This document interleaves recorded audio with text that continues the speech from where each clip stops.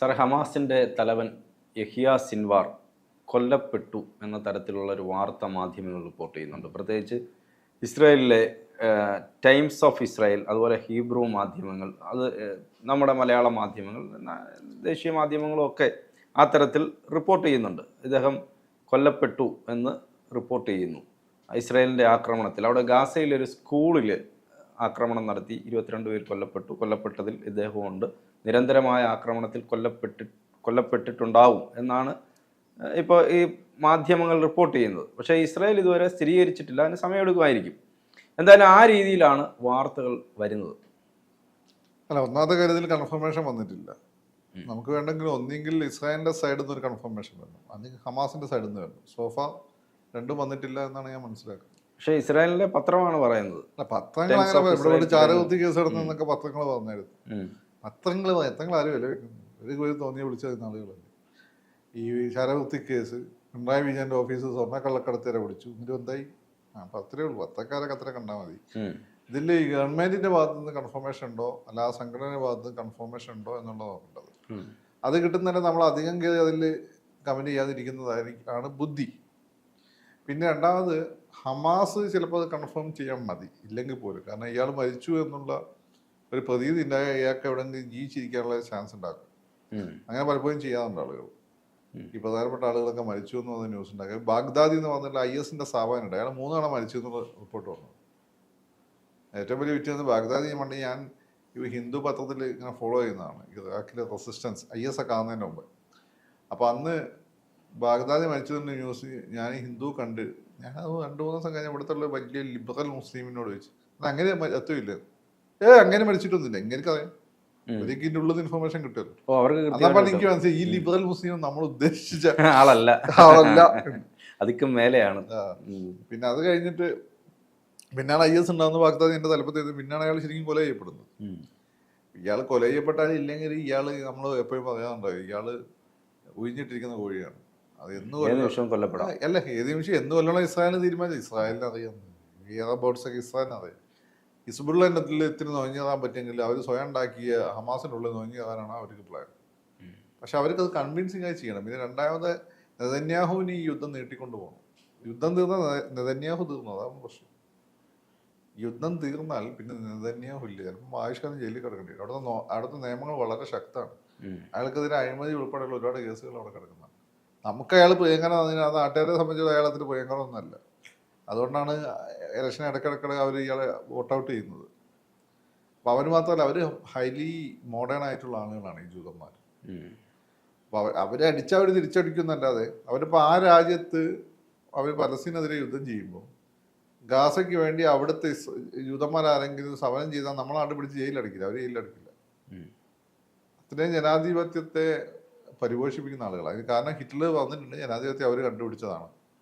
കാരണം അവർക്കോ രാജ്യമില്ല, ഇനിയിപ്പോൾ ലോകത്ത് ഒരിക്കലും ഒരുത്തരും രാജ്യം വേണ്ടെന്നാണ് അവർ തീരുമാനം.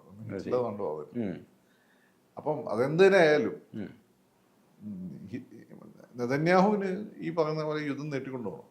അപ്പൊ അതുകൊണ്ട് സിൻവാറിനൊന്നും പെട്ടെന്ന് നെതന്യാഹു കൊല്ലാൻ ഉള്ള ഒരു സാധ്യത ഇല്ല. ഇതൊക്കെ മണത്ത് വെച്ചിട്ട് ഒരാവശ്യമുള്ള സമയത്ത് ഉപയോഗിക്കുക എന്നുള്ളതാണ്. അതായത് ഇവർക്ക് അറിയായിട്ടൊന്നുമില്ല. ഇപ്പോഴത്തെ ഒരു കാലഘട്ടത്തിൽ ഇലക്ട്രോണിക് വാർഫെയറിന്റെ കാലഘട്ടത്തിൽ തെർമൽ ഇമേജിങ് ഇങ്ങനെയുള്ള സൗകര്യങ്ങളൊക്കെ ഉപയോഗിച്ചിട്ടാണ് അമേരിക്കനെ ഇസ്രായേലിനെ മറിച്ച് ജീവിക്കുന്നതിൻ്റെ വലിയ ബുദ്ധിമുട്ടാണ്. നിങ്ങൾ ഇവിടെ തന്നെ നോക്കിയാൽ മതി. നമ്മളെ അത്യന്താധുനിക സംവിധാനങ്ങളൊക്കെ നമ്മൾ പറയുന്നത് നമ്മളെ പോലെ അത്യന്താധുനിക സംവിധാനങ്ങളൊന്നുമല്ല. നമ്മളെ പോലീസ് പിടിക്കണമെന്ന് വിചാരിച്ചാൽ ഇവിടെ ഒരുത്തനെയും പിടിക്കാതിരുന്നിട്ടില്ല.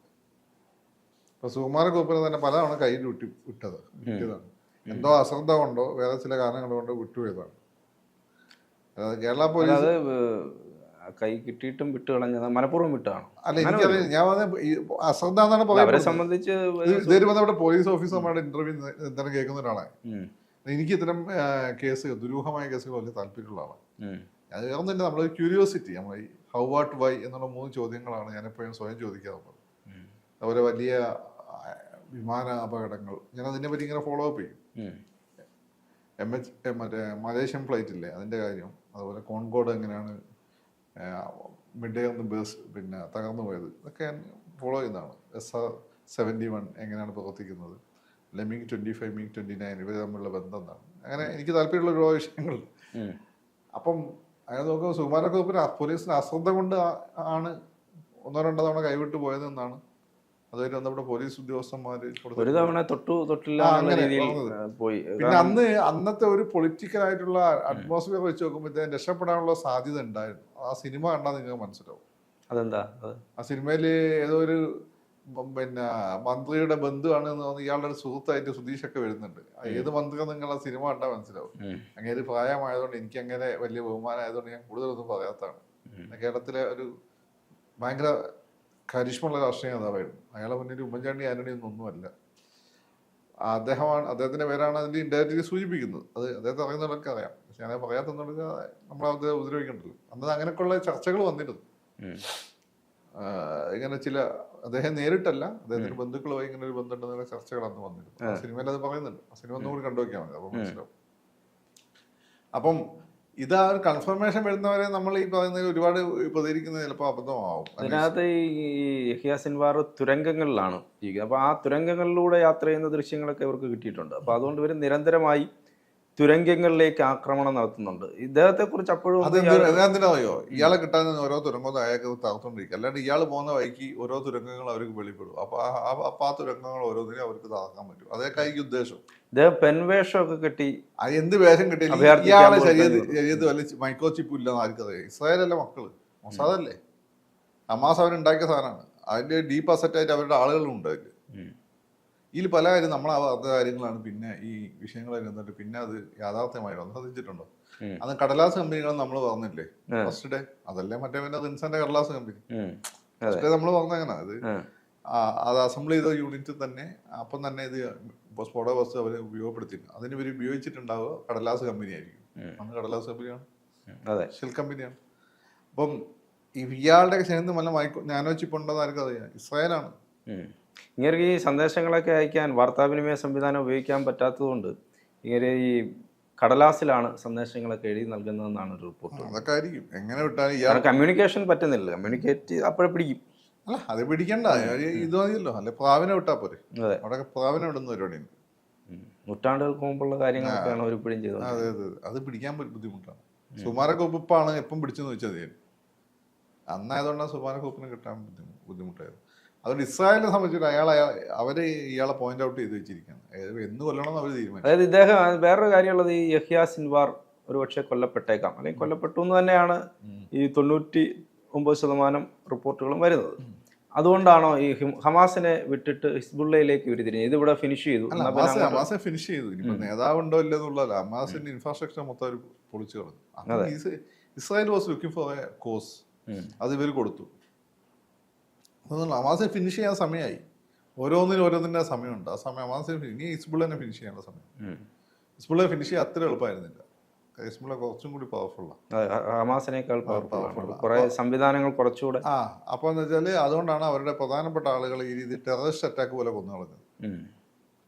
ഇനിയിപ്പോൾ അവർക്ക് അതിൽ നിന്ന് പിന്നെ റീബൗണ്ട് ചെയ്തതിന് കുറച്ച് ടൈം എടുക്കും. അതിനിടയ്ക്ക് അത് ഫിനിഷ് ചെയ്യും. അപ്പം വെനിസ്വേല ആ രാജ്യത്തെ സൈന്യം എന്ന് വെച്ചാൽ ഈ പറയുന്ന ഹിസ്ബുള്ളിനെക്കാളും വീക്കാണ്.